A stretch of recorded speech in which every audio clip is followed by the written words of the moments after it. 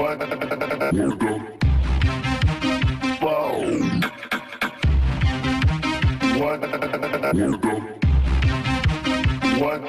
fuck? All right, it is now my pleasure to introduce to you for the first time guest on Caravan to Midnight, Mr. Gil Broussard. He's a science-based researcher, amateur astronomer, and theologian who has found new evidence based on historical Chinese records of planetary bodies that provide data points he's plugged into NASA-type astronomy software that utilizes Kepler's laws of planetary motion. Now, did you get all that in one pass? Of course you did. These equations show that the data is from a real object, approximately 6.5 to 7.5 times the size of Earth. It's on an elliptical orbit, averaging a yearly cycle closer to 360 than the typical stated 3,600 years of Planet X. Gil Broussard has been able to link biblical eyewitness accounts and other historical records to the passing of this object through our solar system. Evidence suggests that in most cases the passage of this object through our solar system has less than catastrophic impacts relative to Noah's flood incident, with records, geological data supporting increased earthquake events and volcanic activity. And we're experiencing a bunch of that stuff like right now. Also related methane releases with birds, fish, and insects being notably affected. In addition, a 7-year drought is identified that begins 3.5 years before it arrives, not the drought, the planet, and ends 3.5 years after it departs. Planet 7X. Calculated projected path not only supports initial publications of its location when having been found, but projects a mathematically science-based timeline that matches, wait for it, biblical prophecy and records to such a significant degree of accuracy, it's considered solid, revealing data facts as prophesied. It is also prophesied that the truth will be known in these days, after a more than 25-year massive effort to keep silent not only the timeline of its coming, but any attempt to undermine energy tax-based profits that have been a source of economically fueling the construction of underground facilities and other preparations.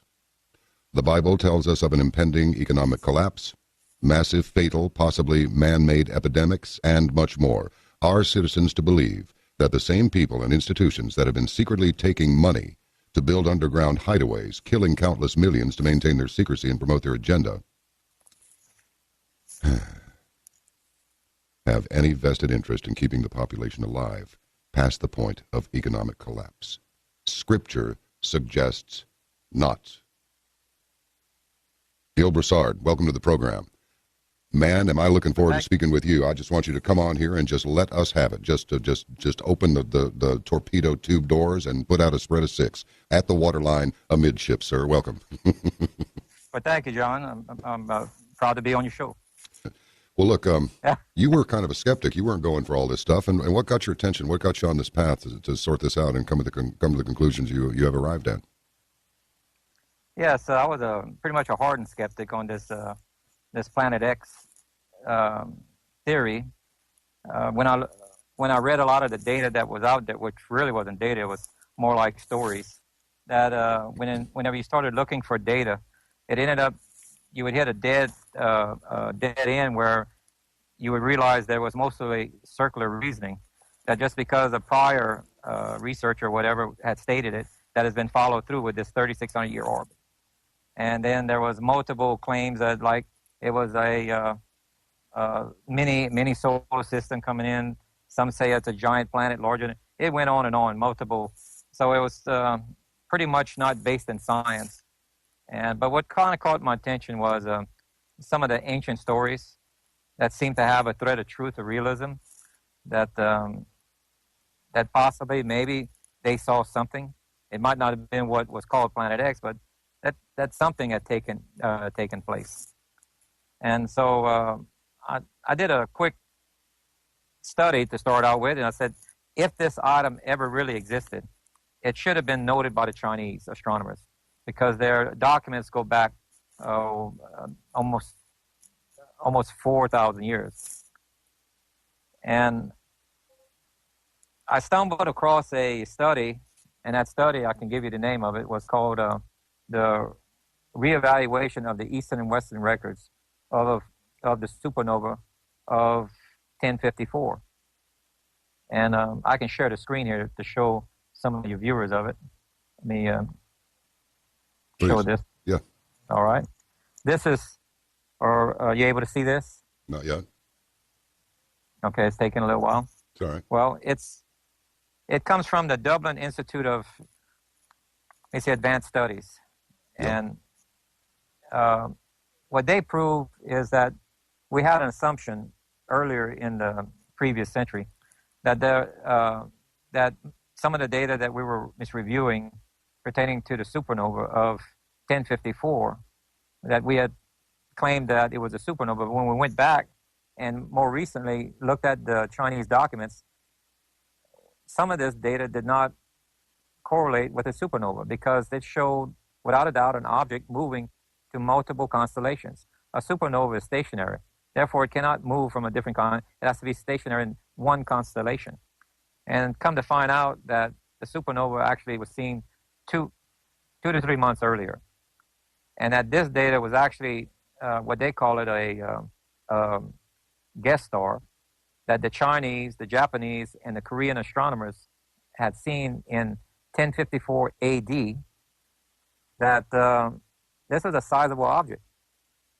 And that's what caught my attention. And I said it was so well documented that I was going to make an attempt to plot its course. On this, you are talking about the one they refer to as Nibiru, yeah? Well, yes, it has probably over 30, 40 names, maybe more, All right. depending on what culture and time period, because it's pretty much been here throughout the eons of time here, making its path. And what I was able to prove that is this object does not really have a stable orbit, and that if you were to pull a set time out of the hat, that the 3,600-year orbit does not apply to this. It would be closer to 360 year. Really? And yes, now it doesn't always pass close to Earth. It makes its orbit around the sun. Earth, it's only if Earth is in the same month or zone that it's crossing, because it comes in, let's say at the end of August, circles the sun and exits around March. So if Earth happens to be in those months at the time, then we have some of these major events that's also documented in the Bible and many other cultures. And using this model that the Chinese, Korean, and Japanese astronomers, with this model that we're able to formulate, what's unique about it, that it gave us a 150 to 152 day separation between entry and exit, and both of its path is on the planetary plane of Earth, crossing Earth's path twice. This was quite startling, and actually I wanted to actually reject it or prove it wrong, because when a larger object is on Earth's planetary plane even once, that's something that's very serious. And this object is proving out to be that it crosses Earth's path twice in the same orbit. And so what was the next step was to prove whether or not it was repeatable. This is the orbit that we were able to plot from the data, and and then we also took some of the accounts that were listed in Europe, and but they weren't as accurate as giving us a position in the sky. We only have like it was in the sky at a certain time and date but the Chinese gave us a lot more data. So whenever we overlay this, it matches the time and place that the European had seen this. And as you can see in this graph right here, you can see how the elliptical orbit is. This green circle here is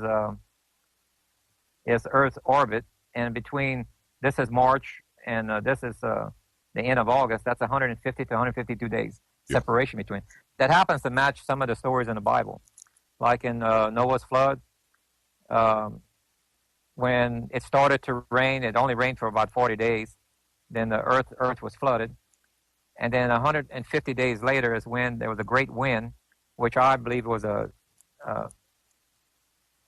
impact blast from another meteor when it crossed the debris field at 150 days later, and that actually knocked off or ejected 71% of our crust from the opposite side, and that's why you have Pangea, where the continents are together at that time, because the crust was holding it as one unit. And then after this blast, which is the Gulf of Mexico is the largest crater on Earth. If you take a look at a map, you can see a lake that's cut in half around near Florida, and a large crater has like a double rim. You can see the second rim off of Florida if you use Google Earth. And if you had the underground topography of the Gulf, I could show you where in the center of the Gulf is a flat plain called the abyssal plain, and in the center of that plain is the Sigbee Knolls. They're I'm not quite sure how wide they are, but at least 60 or so miles across, I would say. And it's an elevated area, like little peaks. Yeah. The rest of it around it is a flat plain, which is typical to a crater.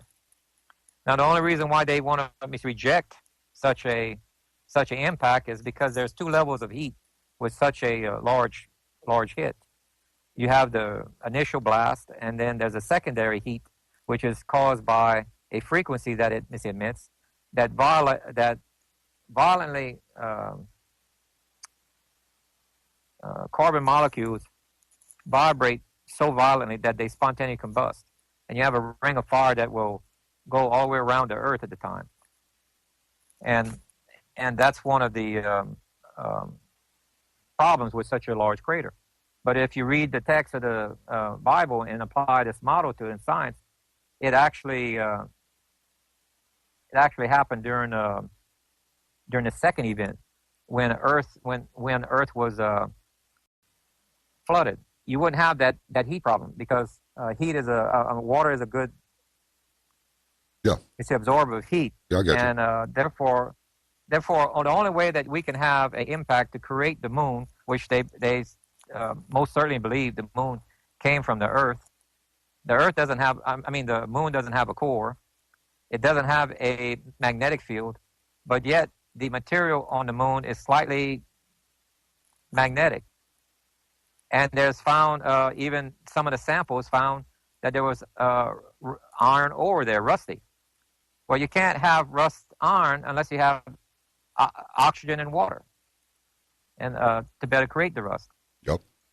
So all of this is absent from the moon, but yet we have evidence that something had taken place. Well, it is required that when it was on the surface of the Earth, and because the moon was not created when the Earth was molten, that's why the moon does not have a core. So it had to be created when the Earth was solid, already in a non-molten state. And this impact explains it. You can't have a moon and still have life if it is impacted when Earth was still solid. No. And so there's a logic triangle. You can't have a large impact without a flood for life to exist, and you can't have the moon to exist unless you have a large impact. So you have this logic triangle that one is pointing out to the other. Now, can I drop in a couple of questions here? How did the moon form into a spheroid like it is? How did it become this round little planetoid thing? Well, it's a moon. It's not a planetoid. It's a moon. And approximately when did this happen, in your estimation, based on what you found? A German scientist I don't have his name, but a German scientist had calculated that it would roughly take 300 to 400 years for the moon to coalesce into a body, a spherical shape. And as long as you have a large enough piece that has enough gravity is caused by the density of matter, and that would attract the other debris to it, and it would automatically start forming into a spherical shape. Now, if you look at those dark spots, you kind of call it the face of the moon. Those are great caverns. And they're as large as some of our states. And that's because there's missing debris to fill it in. You know, that's thousands of times larger than our Grand Canyon. but that's only there because it's missing. It didn't have enough to fill it in. And approximately when would this have happened? This would have been around Noah's flood, which would have been, let's see, 2,349 BC. Because the Chinese characters of their alphabet, there's one particular character that symbolizes a boat with 8, I think it's 8 people in it, and that's what one of the Chinese characters. Even the first known emperor of China became emperor because he was the first one to figure out how to drain the land. Now that's an interesting comment, that there was a problem with too much water and draining it. Like, it wasn't from rain, because that meant, something had to come over his borders and fill in these voids, and he was able to figure out how to drain it. And he became emperor. Mussolini got the trains to run on time, and look what happened with him. It's always something that you don't expect, you know what I mean? So we have, what this proves out, and this is not the only scientific report that I found, okay? It's there's a scientific report that was developed by UL, a college that's local here. The astrophysicists, there was 2 of them. One was Matisse, another one was Whitmire. They did a study that showed 30 or 40 different comets, I believe, in their study, that the orbits of these comets were warped by unknown gravity. That was on the edge of our solar system. And then that was confirmed by a secondary study, which was independent, by the UK. It pointed to the same area of space, Sagittarius. The Chinese, the data right now, if it's going to come back again around, it's going to come out of the constellation Sagittarius.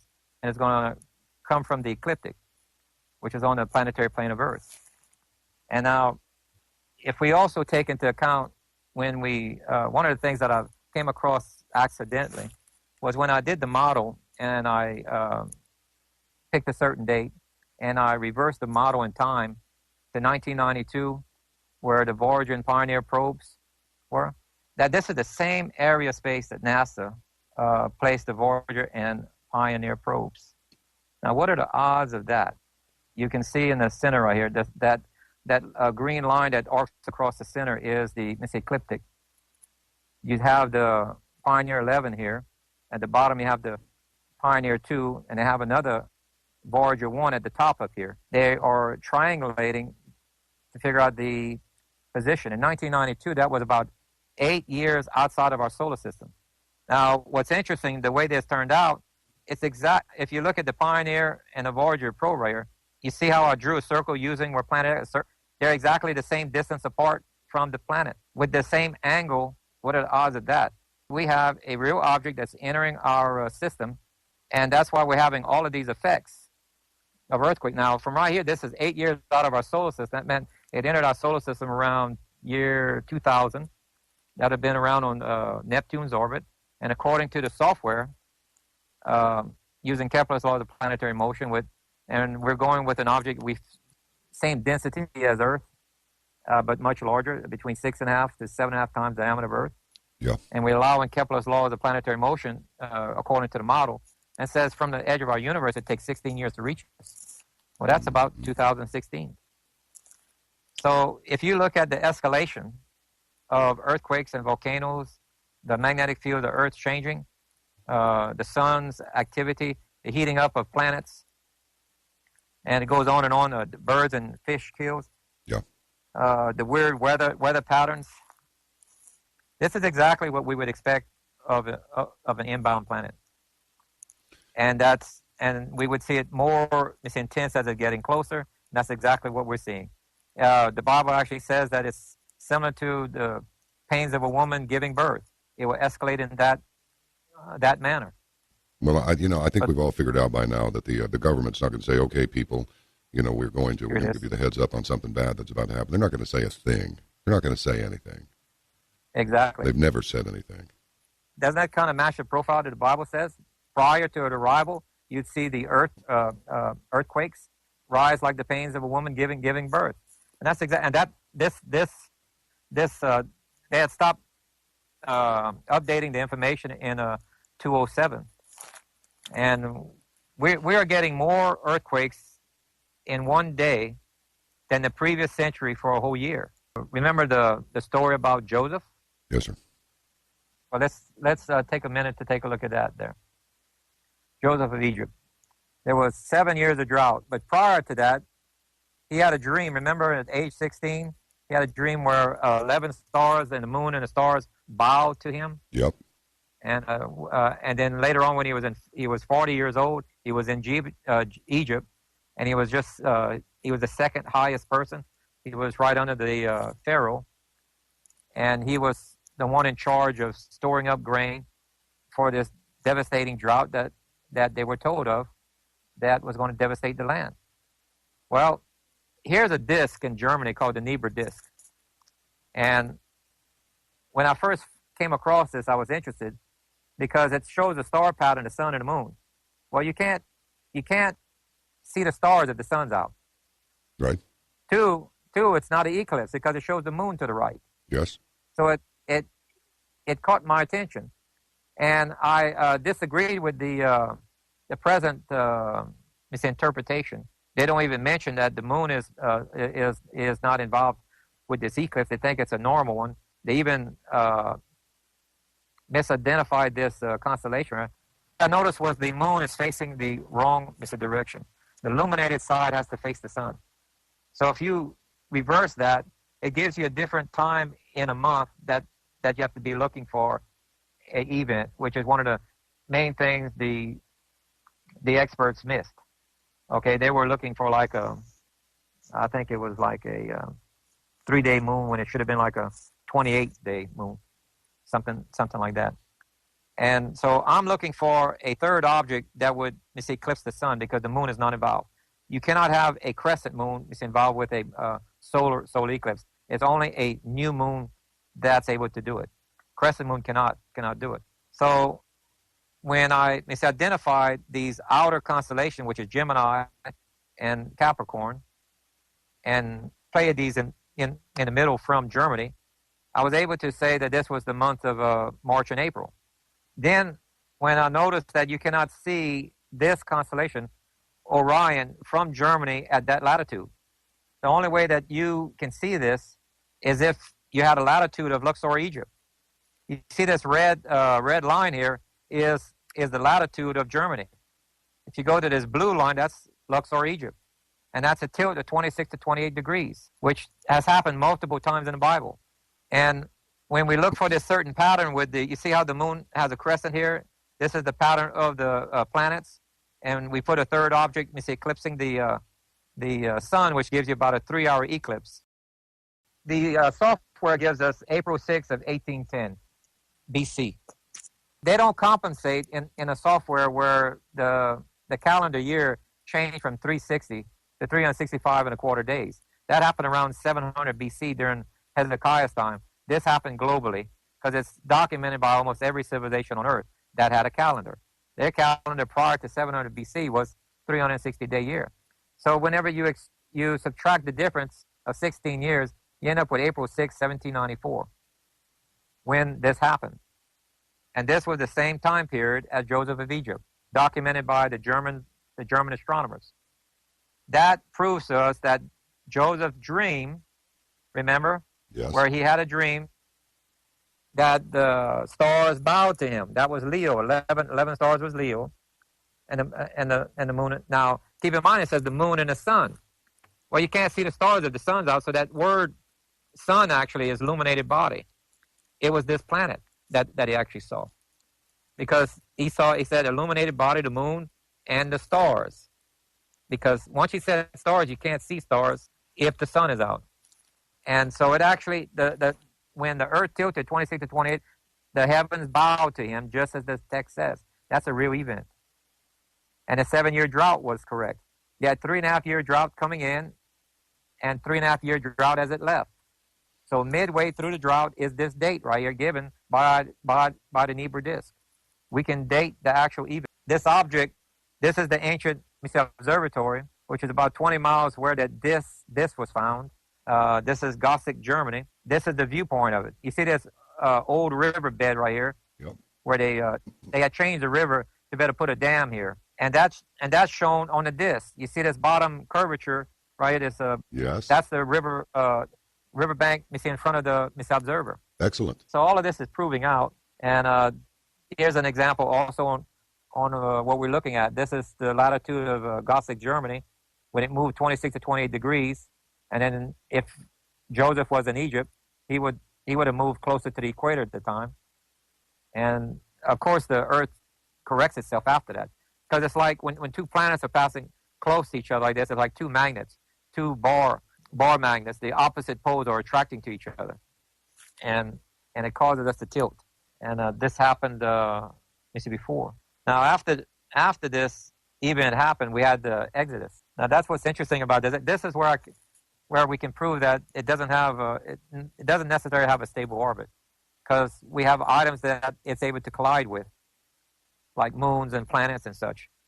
We have Pluto on outer edges that's at a very strange, extreme tilt, and it used to be a moon to Neptune. Is a common knowledge to that. So what hit it or bumped it to give it this extreme elliptical orbit at a steep angle? This particular planet is able to explain many of the anomalies we see in our universe. Well, just prior to the Exodus, it collided with what we call today Ceres. Ceres is the remnant of a destroyed planet, which is a part of the asteroid belt. And that is the debris field from this destroyed planet. And how do we know that? Well, you can use Fibonacci numbers, and using a series of 3, it shows you the exact spacing of each planet. And right where the debris field is, there's supposed to be a planet, according to the calculations. Well, when it came in, it collided with Ceres, slowing the forward speed of Planet X to about 1/20th of its normal speed. And as it went around the sun, when it came around, that's when the Exodus happened. That was the 3 days of darkness. This is similar to the 3 hours of darkness during Yeshua's sacrifice. But that was going at normal speed. That was only 3 hours of darkness, just like the NIBIRU disk. It was 3 hours of darkness. But right here was 3 days of darkness, because it's only traveling at 1/20th its normal speed. And it took 4 more passes around the sun before it gained to a somewhat normal orbit of 358. And so what's after the Exodus is Joshua's long day. This we can prove out scientifically with this model again. Gil, do you have any idea how disturbing this is? I mean, you're all mellow and everything. I'm pretty mellow too, but I'm looking at this stuff going, oh man. Well, I've had a few years to kind of accept it, because I was in I was trying to prove it wrong. Even though I had data, I was trying to prove it wrong, because I didn't like the results. Mm-hmm. And now I've come to accept it because it's overwhelming. You see this green line, which is across the screen right here. Yes, sir. This is the orbit of Earth. Earth is traveling to the left. You see this red line right? That is the orbit of planet 7X, and it's traveling here. So you have both bodies moving at simultaneously. Okay, Earth is entering deeper and deeper into the tail of this comet/planet, if you want to call it, and Earth is losing its energy from the sun at 4.5 to 5.5% compounded hourly. So within 24 to 28 hours, Earth's rotation comes to a stop. It's only slowing down 4.5 to 5% per hour, compounded. And this is how, and this model works. I had because there's 2 theories right now. There's astronomy theory that says the tail of a comet is ice particles. The other camp is the physicists. Physicists say that the ruling force in the universe is electromagnetic, and that the tail of a comet is plasma. Well, if Earth goes through the tail of this object, which is like a comet-like tail, if it's let's say ice particles, we got nothing to worry about. Ice particles won't affect us. Right. But if it's plasma, it will. That's a problem. It will do exactly like the story of Joshua said. It will slow us down. We'll have a 12-hour extended day, Earth would come to a stop. And this is going to be happening again, actually, because it's pretty much mentioned in Revelation if you understand the data that it's giving us.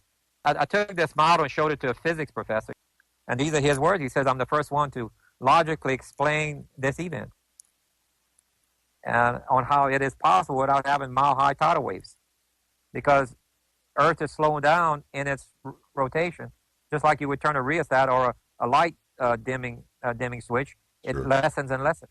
And then if you read the story, again, the day was extended by 12 hours, and that there was more of the enemy killed by fiery hail than he killed with a sword. Fiery hail was meteors. Yep.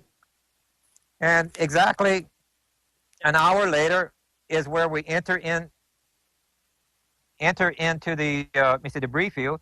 Takes us about an hour to exit out of it because of the angle that is crossing Earth's path is exactly an hour, which also matches parts of Revelation where it says your doom comes, within 1 hour. This proves the eyewitness accounts that are in the Bible as well as the Chinese records. If you can take a misobserved phenomenon, bring it into the laboratory, show that it's repeatable, that is science. Whether it comes from clay tablets or papyrus or the Bible, you cannot mimic Kepler's law of the planetary motion or the sequence of events according to the model. The biblical accounts are following a scientific model to the T, mathematically as well. So we have a real object, and that's what the data continues to show us. That's somewhat scary here. After that was Job's trouble. You can read how his flock and his shepherds were destroyed by fiery hail. In the next paragraph, there's a great wind that knocked down a house that his sons and daughters were in, and it killed them, which is the pressure wave from an impact. And this is how Job lost almost everything he had. At the same time of Job was the account of Ruth and Naomi. If you read the story, it was about between 7 to 10 year drought here, to where she had to go back into the land. And this was during the time of either Sabbath year or Jubilee, because she asked for her land back. So we can time this even, according to the biblical scale of 50 years. Now this is King Saul and David. This is how we get the Star of David. This was the planet that was passing. You had 3.5 years of drought at the end of Saul's reign. You had 3.5 year drought at the beginning of King David's reign. Again, 7-year drought. After that, you get Jonah's warning to Nineveh. This was the same time frame around as Hezekiah, but this was 40 days earlier. You know, what's interesting with this story is what's not being said. Jonah did not perform one miracle. So try that today. Go to a town, say, repent, and see what sort of results you get. How did he get the results? I think the people saw and felt the earthquakes, the volcanoes, the fish kills, the bird kills, the seasonal change, the droughts. They knew something was wrong because they were well in tune with the surroundings of nature and everything. Only thing Jonah had to do was go and point in the sky, because exactly at 40 days, this is what the software shows us. At 40 days, it's just rounded the sun. Earth is here. Planet X is just coming out from around the sun. You get a direct line up with it, and that's what they were able to see. It was the first sighting of Planet X for them. 40-day warning without a telescope. That's what worried them, and that's when they went into this repentance. The whole town repented. It's included the king, because they knew something was wrong. You bet. This is amazing, Gil. I'm serious. This is fascinating. So after that, remember Hezekiah? We have an error in the English Bible. It says like a sundial going east to west. A sundial would not work, because that meant for the shadow to reverse east to west, that meant the earth had to come to a screeching halt in its rotation, back up 10 degrees or whatever on a sundial, stop again, travel 4 to 5 times faster forward to regain the time that is lost, because there's no mention of any delay in time right here. So a sundial does not work. So when I went and looked at the Hebrew text says it's 10 steps, like steps on a stair. Well, that makes a little sense. If we take a step and face it south, not east to west, we again have a 26 to 28 degree tilt of Earth, like the NIBIRU disk. The shadow would have reversed 10 steps and then went back forward without any time difference. There would be no delay or forwarding of time. The Earth tilted again. I mean, it passed close. It didn't pass behind Earth. It passed probably in front of it. Now, during this time period, 687 BC, that this had happened. Because if it had been east to west, like in the sundial, the oceans would have covered the continents. Then, later that evening, we had a meteor shower that killed 185,000 soldiers that was ready to invade Jerusalem. If you read the text carefully, it's fiery hail that killed them. The angel, which is messenger, can also be applied to this planet when it's passing by. That is God's messenger that killed the enemy, which is a fiery hail. These last three incidents, Jonah, Hezekiah, and this 185, happened in the same year. We have Haggai. At this time, they had neglected to build Yahweh's temple. They only had a tent, I believe. They went ahead and built their fine homes and the wall around Jerusalem, and they just had the tent, but they never built the temple. The Almighty God mad at them and said, "You will work through the Sabbath," which is a Sabbath year here. He said, "You will not get rest because you didn't build my temple, and I'm going to send an earthquake so bad that it'll throw a driver out of his chariot." He said that he would shake the world. During this exact same time, this is when Alexander the Great is taking Tyre. After he built that land bridge to Tyre, he was trying to breach the wall. He had problems. It says meteors came out of the sky, or fiery hail, broke up into 4 or 5, and collided into the wall of Tyre, knocking it down. So Alexander could go in.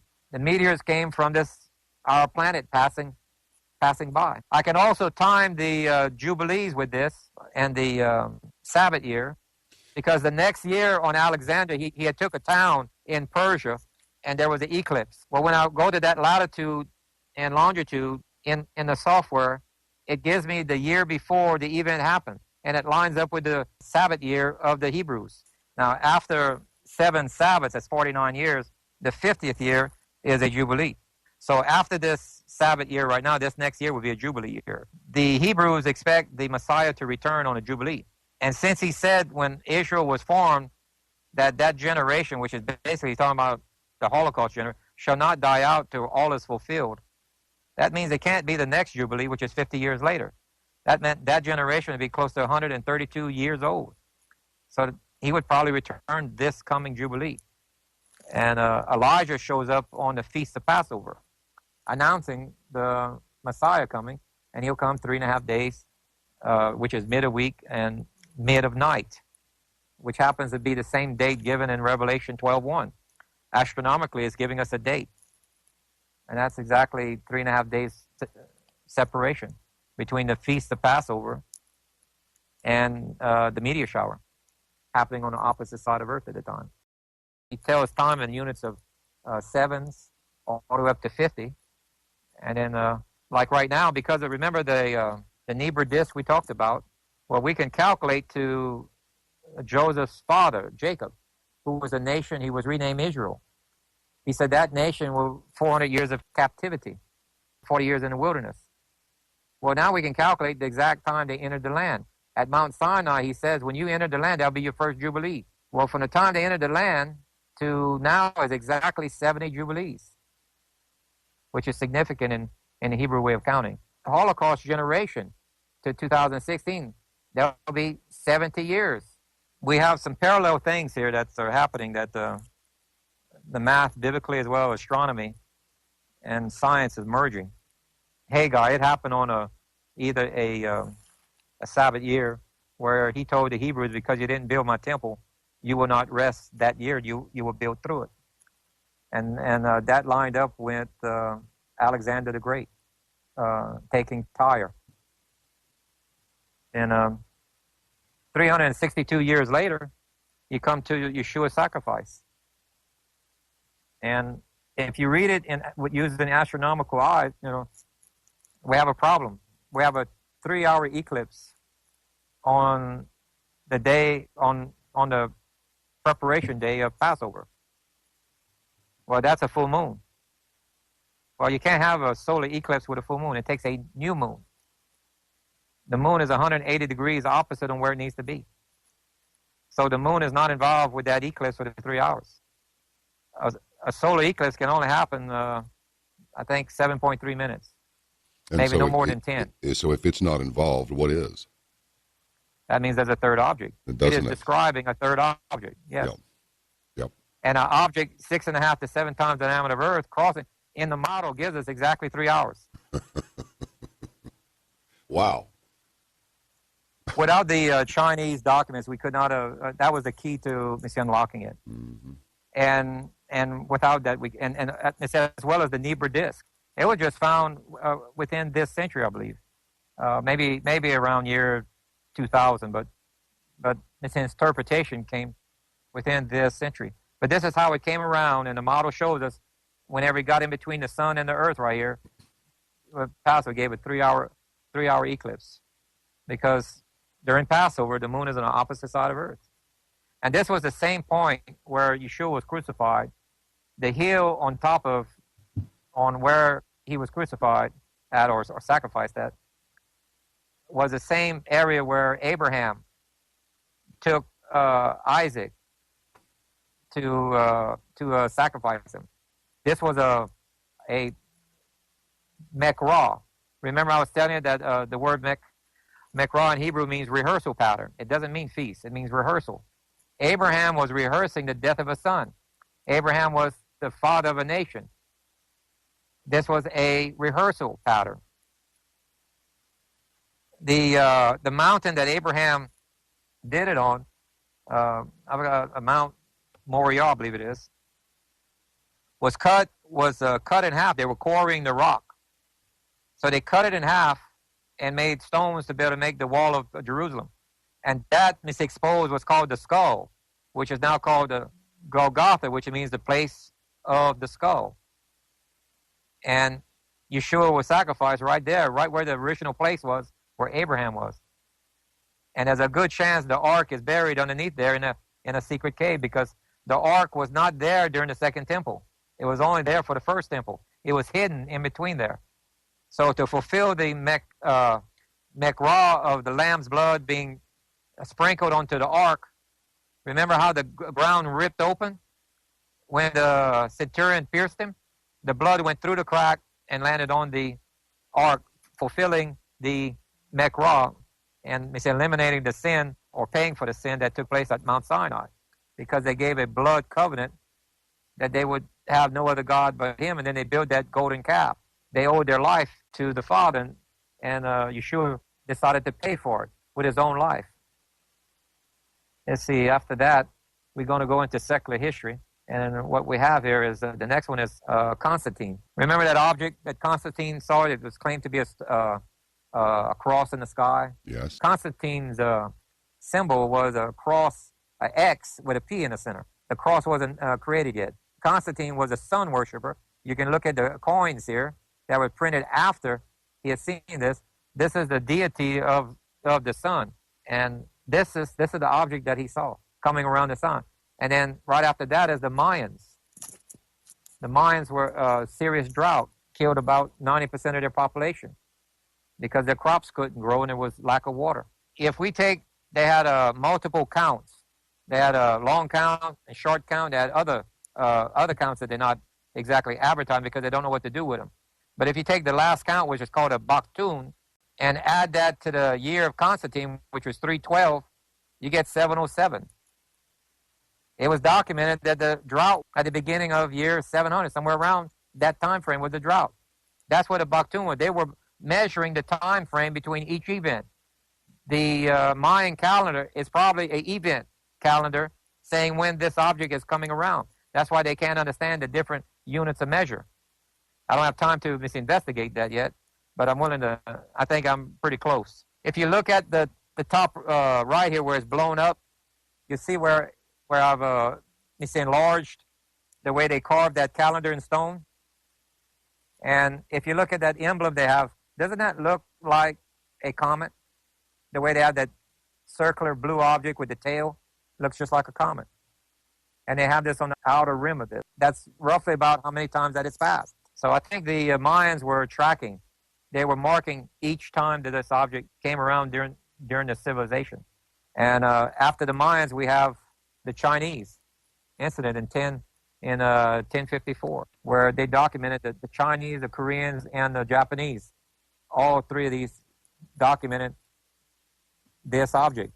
If you look in most of Asian culture, see how they have a dragon? I personally taken this picture when I was in Beijing, where they have these large bronze bells.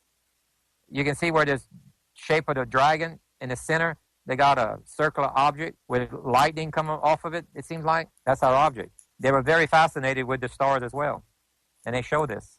Then we talked about their plotting of it. Then after that, we come to 1378, where there was this, during the Dark Ages, during the plagues of the Black Plague and everything, it passed at the beginning and at the end, Dark Ages. Right here, there's a painting. They say that this is Halley's Comet. Well, we have a problem with that because Halley's Comet does not cause a meteor shower. You can see in the painting fire raining from heaven. Oh, yeah. You see the trees are snapped because of the earthquake and shifting. Yes. People are holding their stomach because of drought, lack of food. You have buildings broken up. You have the uplift of land. You have cracks in the ground they're showing. This is not common to Halley's Comet, but it is common to this object. Then after that, in 1694, we have a wooden carving from Germany where they see two significant objects in the sky.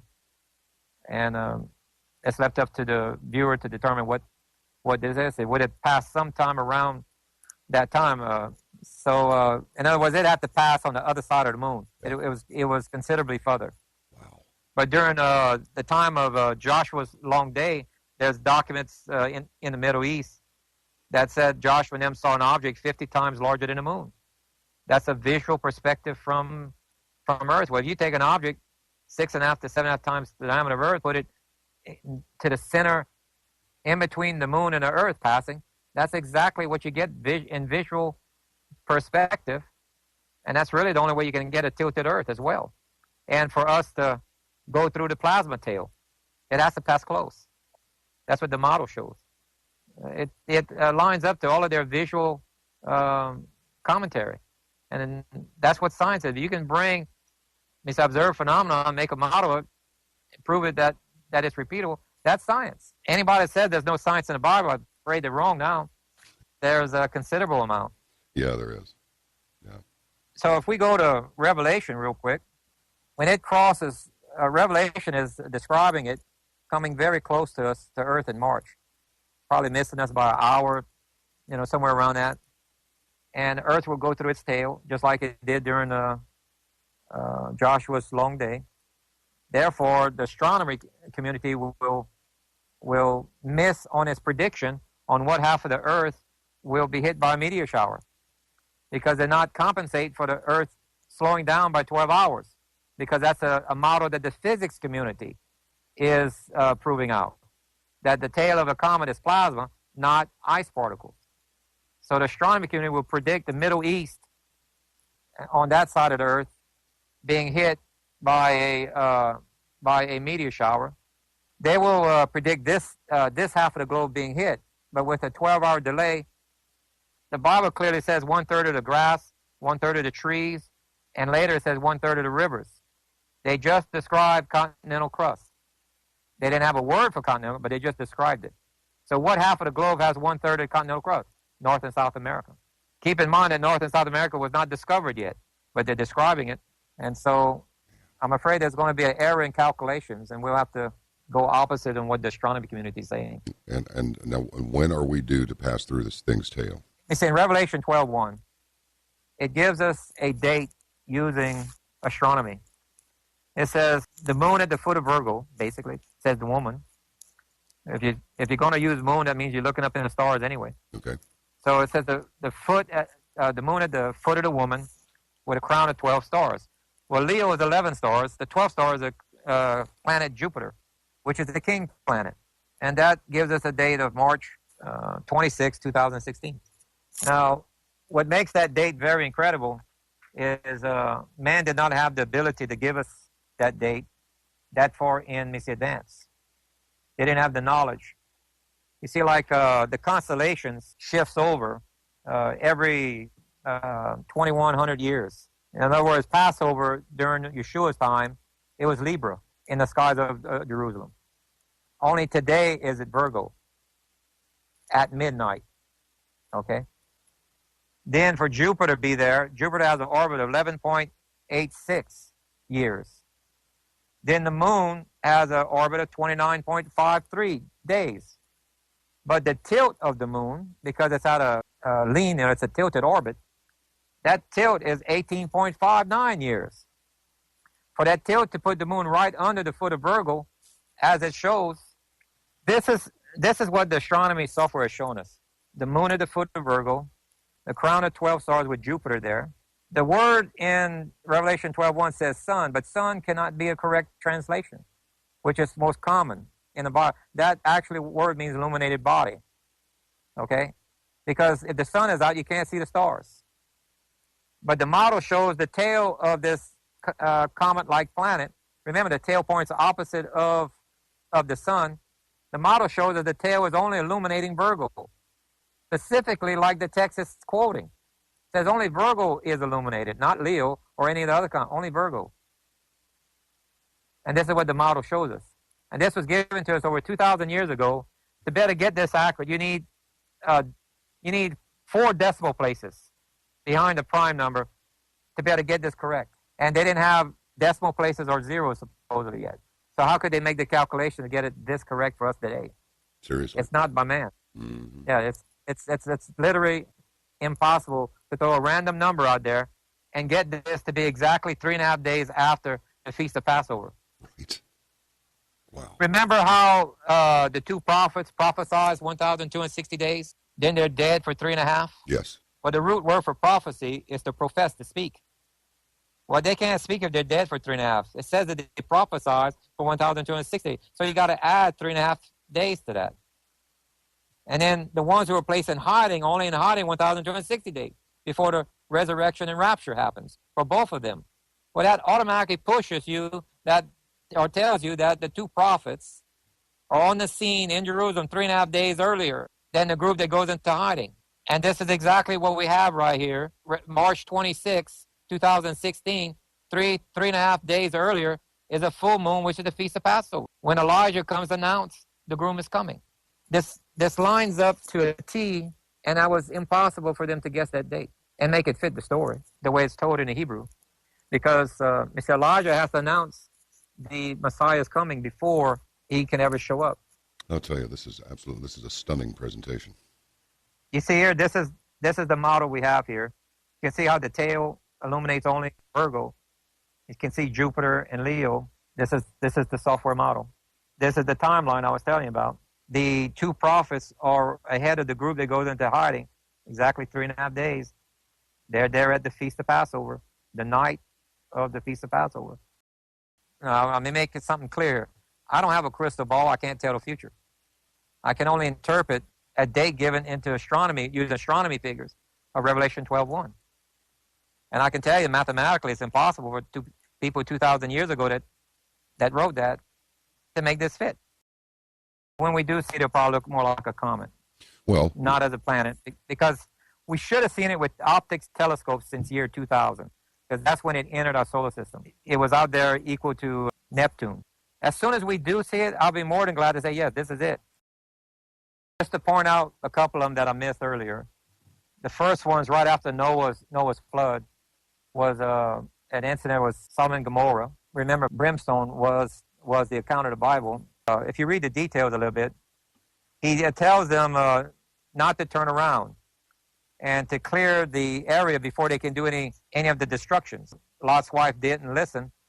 There was 2 towns that got destroyed. After the first blast, she came back around because she missed her town there, and then she got exposed to the second blast. Well, if you look to the bottom left, right here, these are pictures in Japan during the.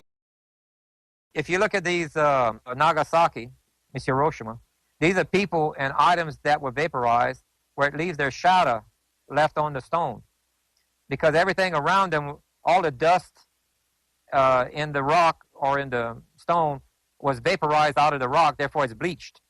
And wherever the person was standing is still grayish. So it leaves a perfect outline of the human beings. You can see on the steps here where a human being was sitting when he got vaporized. And then the wind would blow their ashes away. So the only thing left is a shadow.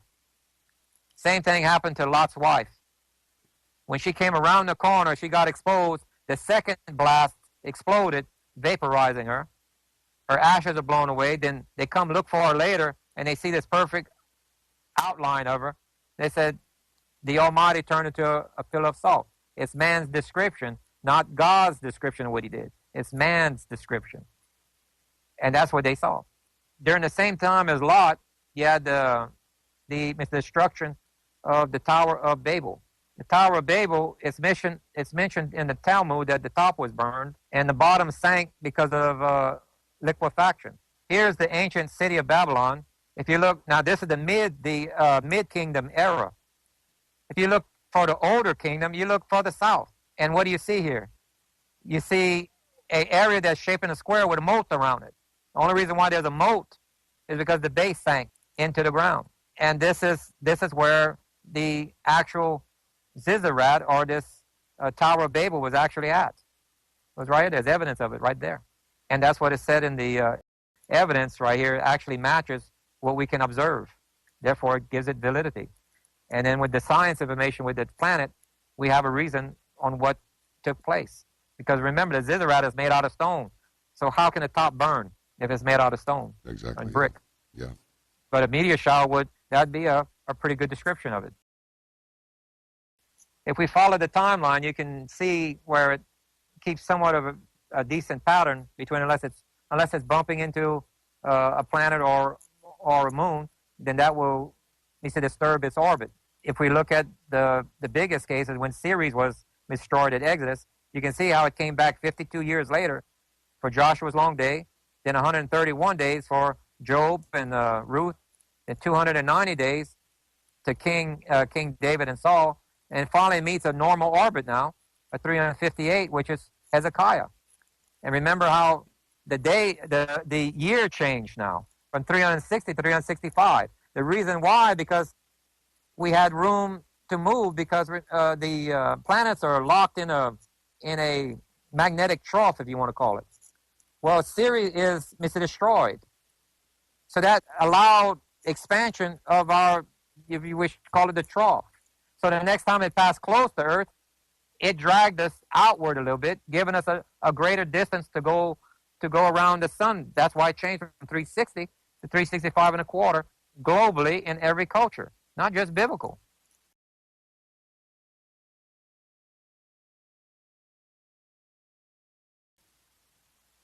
Yes, the main efforts for governments right now is to preserve the markets, financial markets, because the government needs the dollars to function. So without the financial markets functioning, they're not able to do anything to help out the people or to help out themselves as far as building underground facilities or anything of any planning, that is. So that's what they're doing right now. They're shielding information from the public. They stopped this type of information in 1992.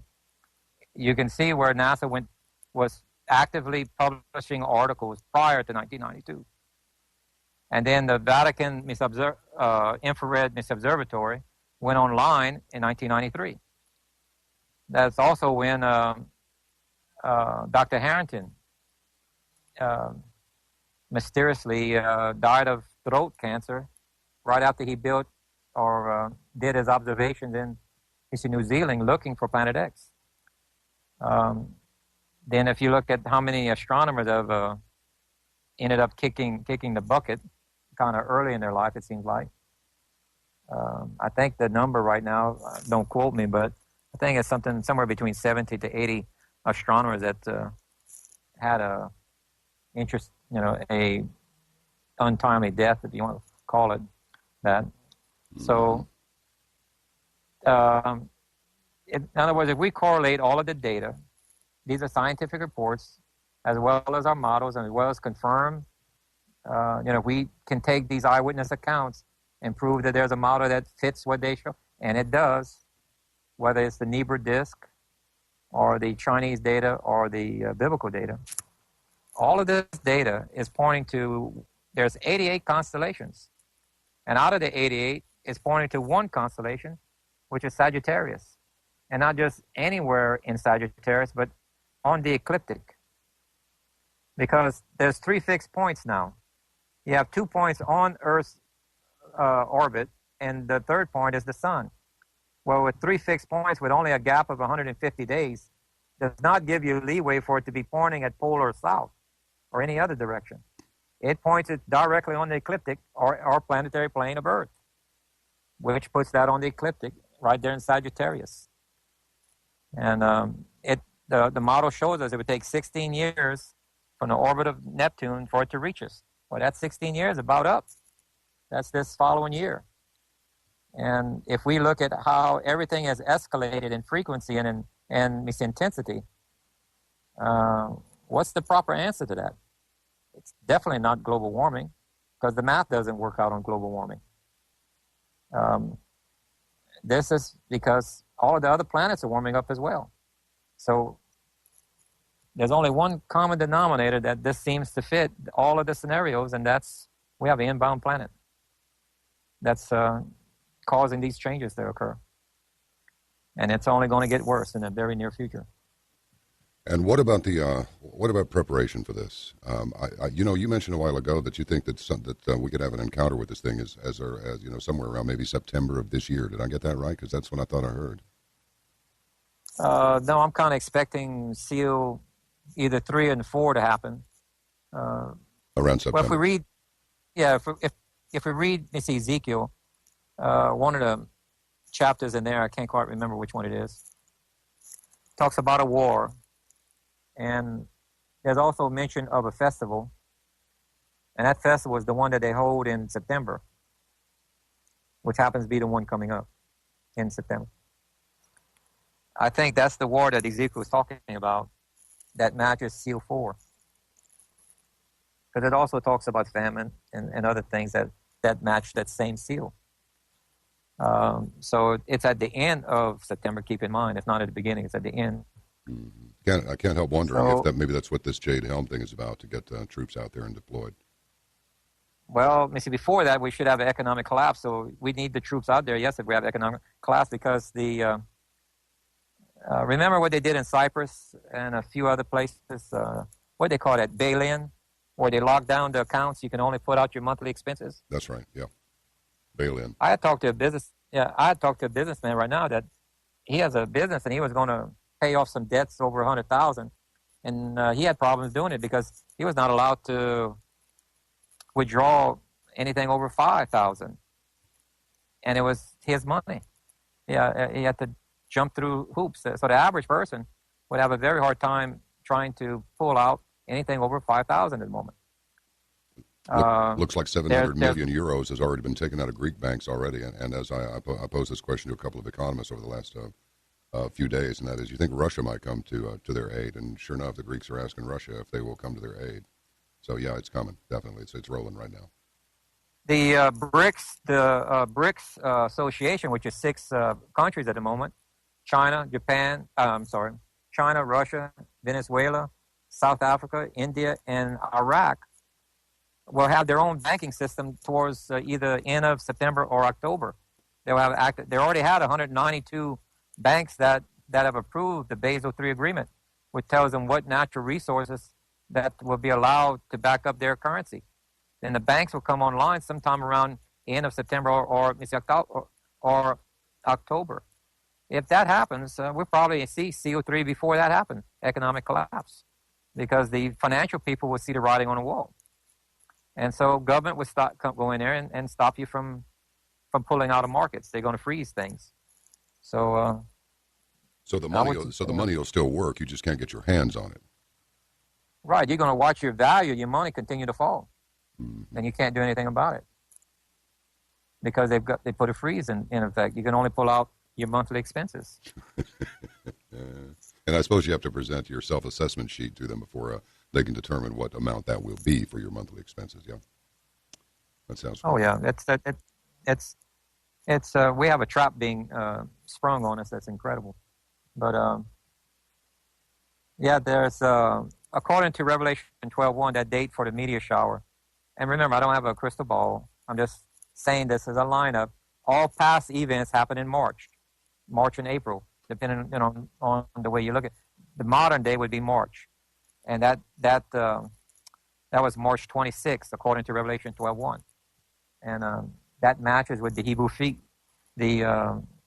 feast. So there's a Hebrew requirement on that particular. There's 3 feasts you are required to be in Jerusalem to better celebrate that. So, and the Feast of Passover is one of them. So for you to see the 2 prophets and to meet Yeshua, you need to be in Jerusalem. And makes perfect sense, because that's the safest place to be at the point, because that's the pivot point when Earth starts to tilt. That'll be the least affected area. If you're in other areas of the world, you're going to catch hell. Okay, that's it. I'm putting on my calendar. We're going to Jerusalem. Yeah, I'm laughing, but I'm not really. I'm not laughing because I'm not serious. We'll broadcast from Jerusalem. Whenever, remember, it said the Bible tells us we have to see a sign in the heavens. Yeah. And now we know what that sign is. It's the sign of Jonah, with the 40-day warning. That was the sign he was talking about. We'll see it before that if you're attentive. You'll see a comet, and they'll probably announce it as a comet, but it's actually a comet planet. And you'll see some. So what we're fixing to see right now, remember, we're in a Sabbath year right now. Anyone who follows the Hebrew rehearsal patterns, that means you're storing up 1 year of food, either in the 6th year or in the poor are furnishing their food right now. You're supposed to have 1 year of food. And that's going to prepare you for seal 3 and 4. How can you buy food if you're under economic collapse and you can't withdraw large sums of money to get prepared? So, and then you don't wait until the seal 4, which is war, pandemic, disease, famine. You have to prepare before that. And so what is our timing? It is the Hebrew feast and the rehearsal patterns. He says in a Sabbath year to store up 1 year of food, and that's why. Then if you look at Jacob's trouble, well, you go read the story on his marriage.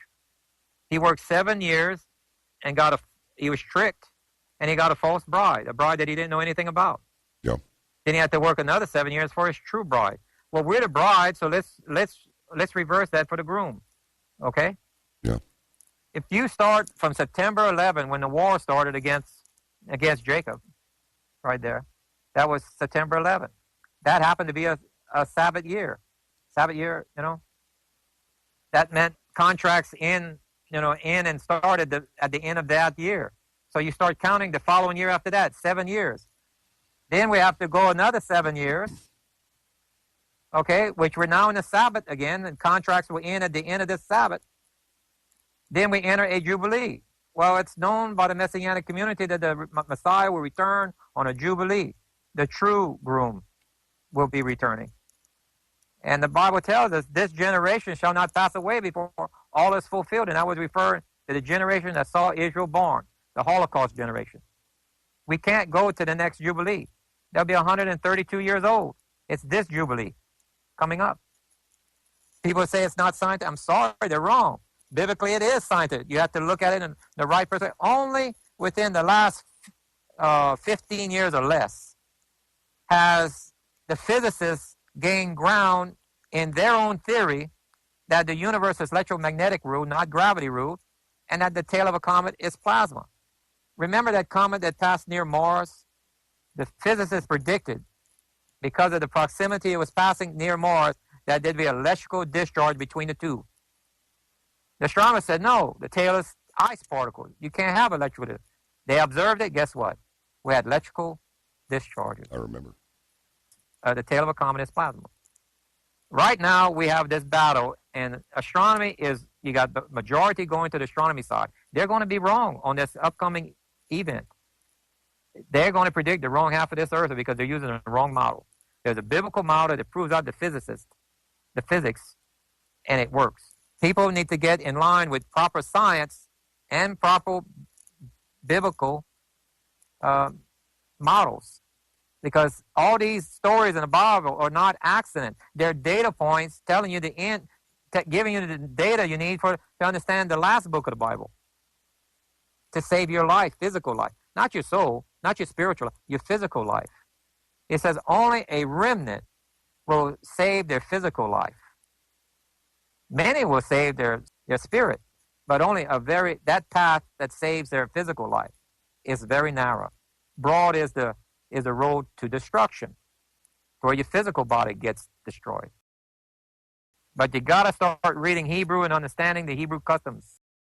And my Messiah is Yeshua. That's his Hebrew name. Because there's no J or J sound or J letter in the Hebrew alphabet. Right. So how can his name be Jesus? It was Joshua. Now I'm hearing Yeshua a lot, but I heard Joshua.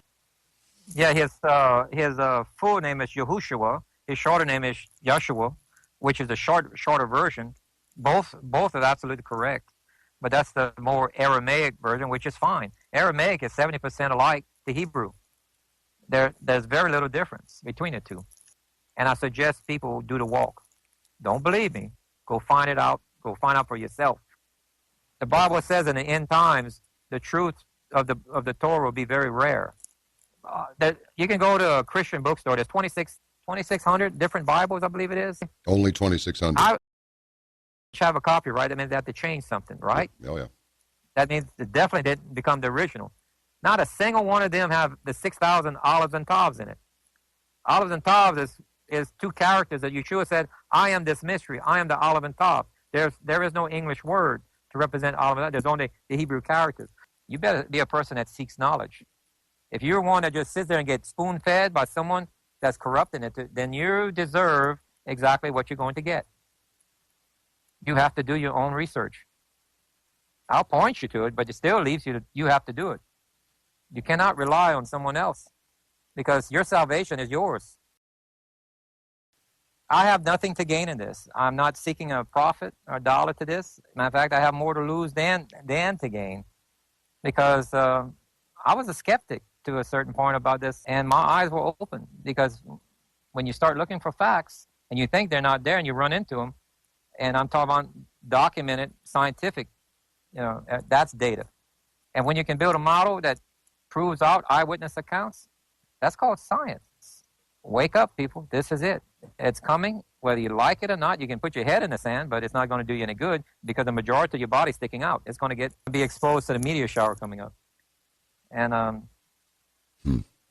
we have to be prepared for this. And if they go to my YouTube channel, just type in Planet 7X, the numeral 7X, they'll see all of the videos that I give, all of the models and the demonstrations and text and everything.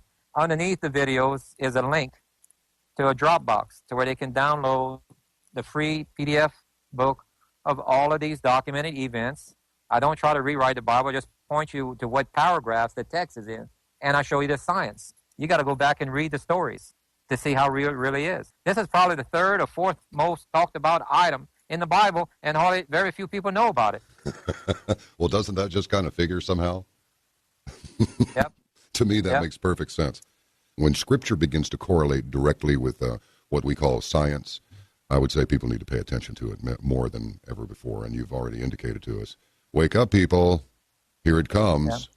Thank you for your work and for sharing it with us. Sure. You're welcome. You're welcome. Right. Anytime.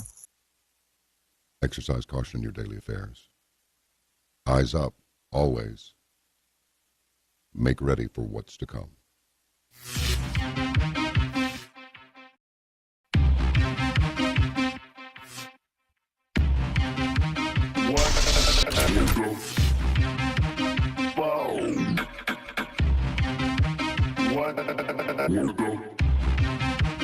What the fuck?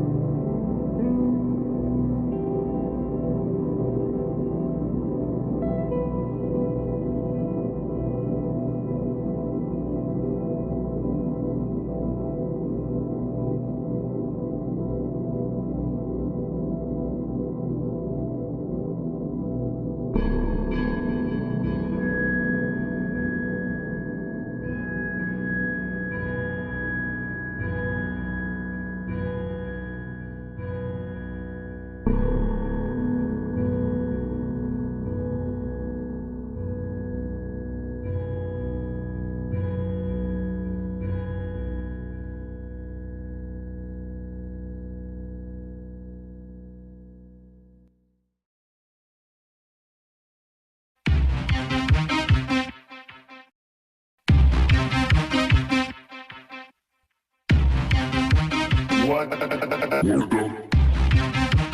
fuck?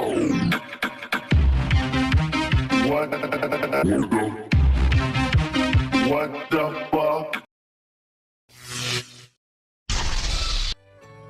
All right, it is now my pleasure to introduce to you for the first time guest on Caravan to Midnight, Mr. Gil Broussard. He's a science-based researcher, amateur astronomer, and theologian who has found new evidence based on historical Chinese records of planetary bodies that provide data points he's plugged into NASA-type astronomy software that utilizes Kepler's laws of planetary motion. Now, did you get all that in one pass? Of course you did. These equations show that the data is from a real object, approximately 6.5 to 7.5 times the size of Earth. It's on an elliptical orbit, averaging a yearly cycle closer to 360 than the typical stated 3,600 years of Planet X. Gil Broussard has been able to link biblical eyewitness accounts and other historical records to the passing of this object through our solar system.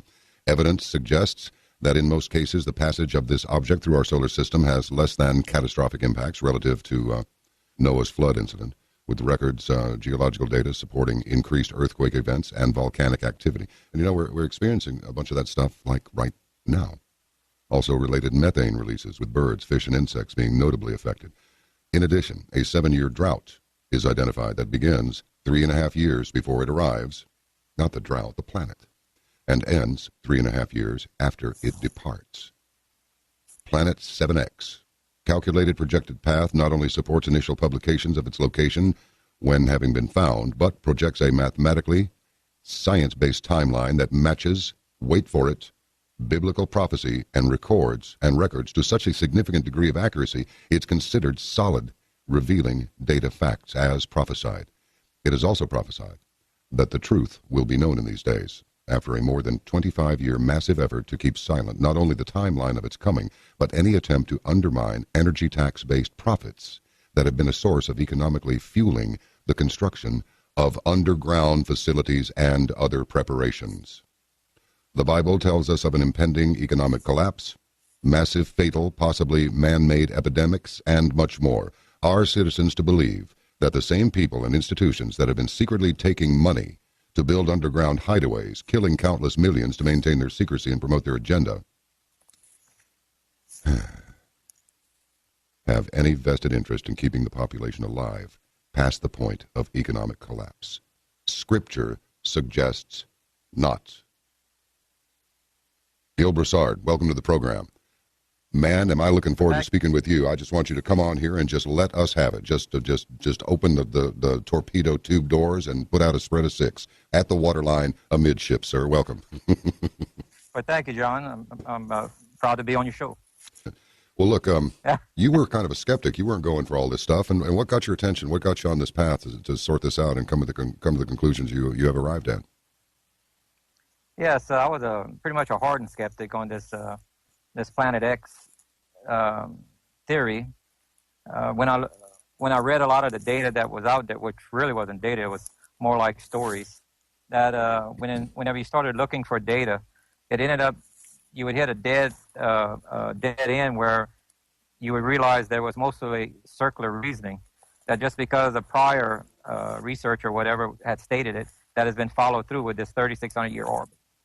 And then there was multiple claims that like it was a mini solar system coming in. Some say it's a giant planet larger than. It went on and on, multiple. So it was pretty much not based in science. But what kind of caught my attention was some of the ancient stories that seemed to have a thread of truth or realism.